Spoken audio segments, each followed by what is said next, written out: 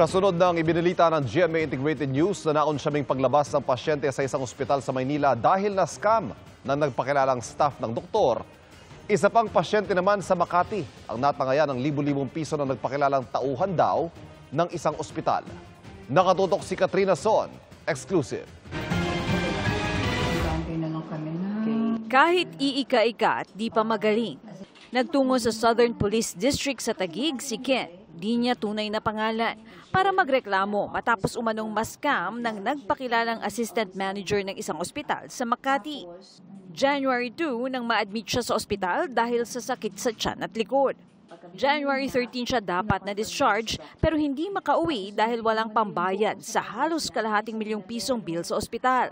January 21 nang may nakuha siyang text mula sa isang Micah Reyes. We were offered na 70,000 initial down payment without collateral check to be discharged. Dahil tumataas ang hospital bill kada araw at pag nanais niyang makalabas ng ospital, kinagat ni Ken ang alok. Binigay niya sa akin yung bank ng doctor ko. Then doon ako nag-transfer ng initial or down payment na 35K. Kinahaponan, idineposito niya ang balanseng 35,000 pesos. Sabi niya, may pupunta po daw na secretary para i-discuss yung monthly payment installment ko or yung payment terms since 70K lang daw yung na-down ko. And then pati siya susunod para asikasuhin yung mga hinihingi niyang documents. Pero hindi raw dumating ang kausap na sekretarya. Tsaka na namin na-realize na we got scammed. Nung pumunta kami sa nurse station, tumawag kami sa billing department. Tinanong namin kung may Micah Reyes ba. Sabi nila wala kaming ganung tao. Then wala ring manager's office kasi lahat ng transaction kailangan sa billing. Sinabihan din daw sila ng ospital na mag-iimbestiga sa insidente. Tumawag din daw sa kanila ang sekretary ng kanyang doktor para sabihing walang pumasok na bayad sa kanilang opisina at dumaraan sa ospital ang bayad ng mga pasyente. Mahirap po kasi syempre na-hospital ka due to sickness. Tapos naghahanap ka pa ng pambayad para lang ma-discharge ka. Tapos malalaman mo na lang na na-scam ka na. Masusi raw na mag-iimbestiga ang PNP Cybercrime Division. Iimbestigahan din maging ang mga ospital daw na ginamit ng mga scammer. Ginagamit po talaga nila yung pangalan ng doktor and also po ng hospital. Nakita po namin doon sa previous po na final na complaint ay alam po nung kausap ng biktima yung lahat ng impormasyon tungkol doon po sa biktima and sa pasyente and also po sa hospital and sa doktor. Ang tanong nga po, paano nila nalaman yung mga detalye nung pasyente at nung doktor. And kung makita po natin na meron po talagang kasabwat doon, they will be dealt accordingly din po. Para sa GMA Integrated News, Katrina Son, nakatutok, 24 oras.